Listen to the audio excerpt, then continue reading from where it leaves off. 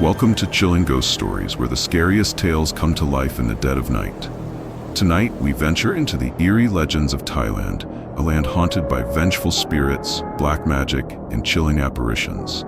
Turn off the lights, put on your headphones, and prepare to face your deepest fears. Let's begin. Chapter 6. Between Demon and Divine. Okay, here's a translation of the story snippet with a focus on accurate grammar and natural-sounding English. 10 years had passed. In a small village just outside the city, a scream shattered the late-night quiet, stirring the villagers. Torches in hand, people rushed toward the sound. The night filled with excited voices, calling out to one another. "Quickly, find Teacher Nadibang. He's dead." Several torches darted through the darkness towards the edge of the village, seeking out a teacher with a tall bill but a clumsy, slow gait. By the time he arrived, a crowd had already gathered at the scene. "Make way, quickly, for Teacher Nadibang." Some people hurriedly stepped aside, creating a path for the man to waddle through. He squinted, carefully examining the hunched-over body on the ground, its face pale and yellowish. How did this man die? A weeping woman nearby, hearing his words, choked back her sobs and said, "He's been complaining of stomach pains for days, taking so much medicine, but nothing helped. Today, he couldn't eat or drink anything. I was trying to feed him porridge when he collapsed." "Humph." The teacher grunted, checking the remaining porridge and finding no trace of poison. He frowned. This was the fifth person in the village to die with similar symptoms. Something fishy was going on. "What is this, Teacher Nadibang? He died in the same way as the others. Are you not able to cure them?" The teacher's expression darkened with anger. He snapped, his voice strained, "Humph. This is surely your doing. For years, you've neglected the gods and spirits. Now you're being punished, and you blame me." Someone, hearing this, grew fearful and bowed, saying, "Please, beseech the gods and spirits not to punish us further. We've faced wars and hardship. We have little to offer the gods and spirits. Please beg them to have mercy and forgive us." "Humph. Fine. Tomorrow, I will hold a ceremony to beseech the gods and spirits. See that you prepare properly." With that, he waddled away. The reason people feared and respected him was because, years ago, he'd saved many from a plague. He'd claimed that the gods and spirits sent him to help the people, but upon their salvation, they had to worship those gods and spirits. Naturally, all the villagers' money flowed into his pockets, and they regarded Nadibang as a living saint. Watching the foolish crowd, the girl in the distance covered her mouth and chuckled. Her smile bloomed like an orchid, pure and fragrant. Her name was Ploy. Inside the room, a middle-aged man gazed at Ploy, his eyes filled with infatuation and adoration. After a moment, he spoke, "It's done. What do you want now?" "We leave tomorrow. To find the others." The man nodded and pulled Ploy into his arms. She didn't resist, simply said coyly, "Aren't you afraid someone will find out, foster father? We're leaving tomorrow. What's there to worry about? All right, you did well this time. Consider it a reward." With that, they retreated into the room, and the candle outside flickered and died, leaving the two figures shrouded in darkness. The next morning, Ploy woke the man, saying, "Go buy me fresh food. I'm hungry." The man was sluggish, but seeing the sharp look in Ploy's eyes, he hurriedly dressed and rushed out to the market. Soon, he returned with a set of still warm internal organs. Ploy devoured them greedily, uncaring of the blood streaming down her neck, staining her clothes and chest. A truly wild sight.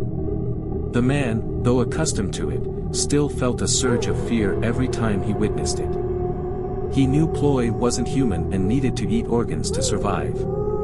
But Ploy was beautiful, captivatingly beautiful. How could a normal man like him resist that beauty? The man looked out at the sky, sighing and remembering when he'd first met Ploy. Even then, as a child, her beauty had shone through her innocent face. Shari, the man's name, found her an orphan with nowhere to turn, so he'd taken her in as his foster daughter. At first, they were just like a normal father and daughter. But over time, the fire of lust within Shari became unbearable, and he did what he shouldn't have done with Ploy. In turn, Ploy didn't resist, but rather indulged Shari. From then on, Shari was trapped in a hopeless spiral created by Ploy. He did everything Ploy told him to do without complaint.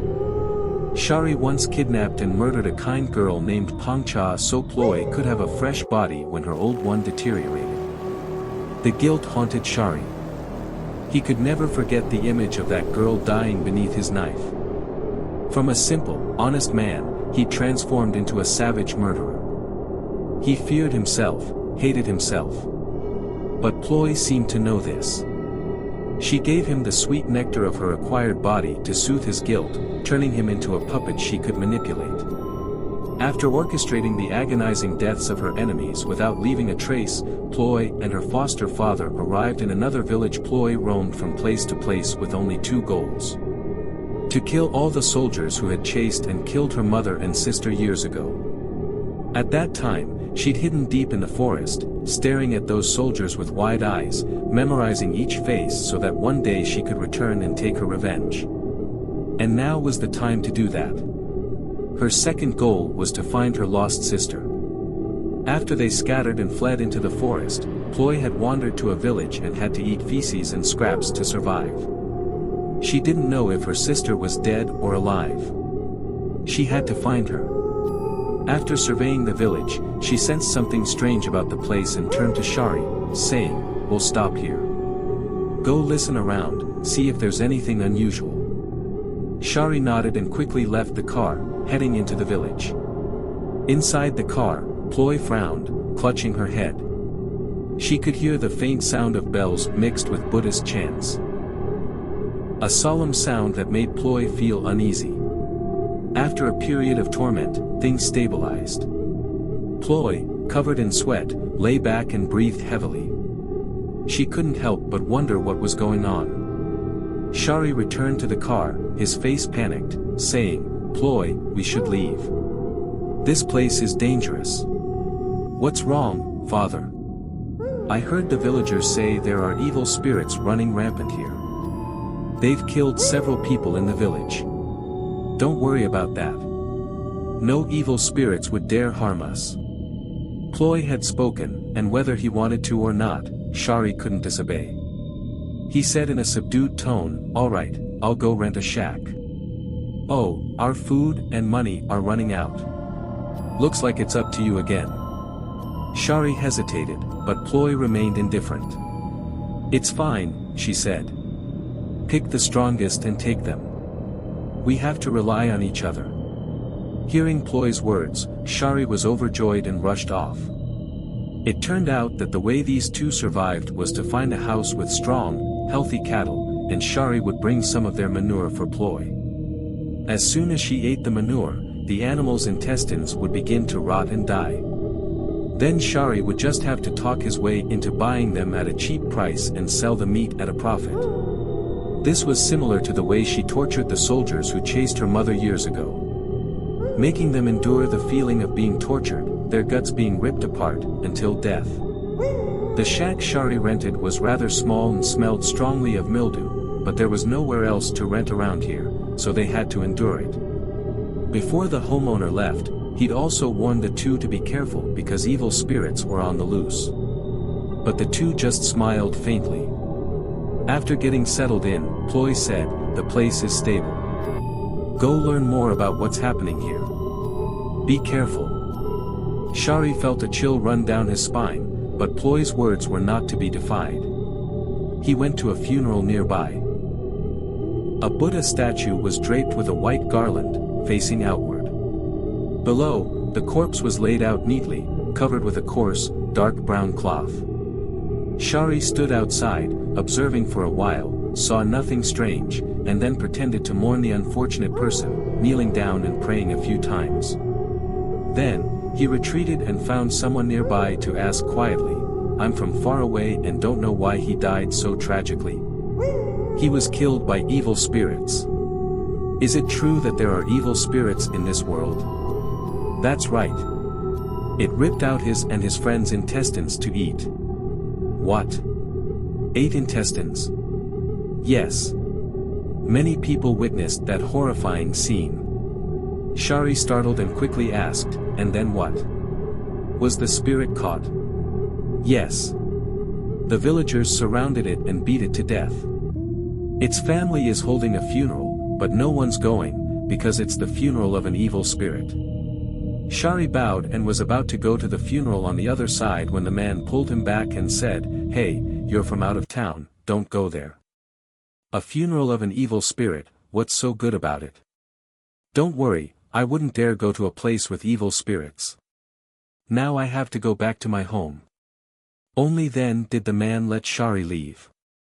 Just waiting for that, Shari went outside and hid in the bushes out of the man's sight.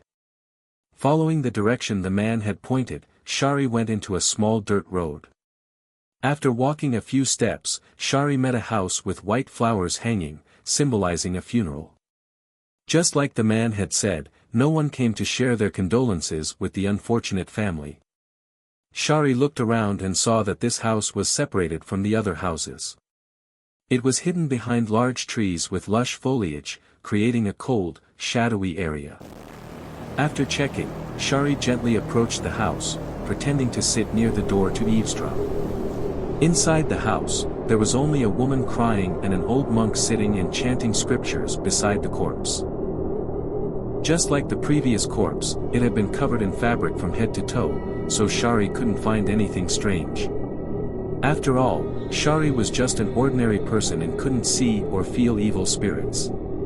Sitting and waiting until the end of the sutra, Shari was bored and about to go home, when suddenly, he heard the monk say to the woman, "I've heard what the villagers are saying about your son. What happened this time isn't what they think. Ho ho. My precious son. How could he be an evil spirit? He was very gentle. That's right. So I personally came here to liberate him. The reason he was like that was because some kind of evil spirit had entered his body and caused that terrible thing to happen. The people don't know, that's why they treated him like an evil spirit. It's so sad." Hearing that, the woman looked up at the monk and said, "Then please tell everyone not to treat him like an evil spirit. What happened has happened, I'm angry, but I can't blame them. I just ask everyone not to misunderstand him. I will definitely say it, because this matter is very important. Moreover, the evil spirit is no longer in your son's body. It's very likely that it's lurking somewhere around us." Huh? Isn't that mean we're in danger? It's not just us, but the whole village is in danger. I will gather everyone together and announce this matter. Who's there? The monk was talking when he turned outside and said loudly. Shari startled and quickly said, I. Who are you? I'm a passing tenant in the village. I see a funeral at your home, so I stopped by to pray. You've heard what I just said. Seeing that he couldn't hide it, Shari also frankly admitted, I heard a little, so I was scared.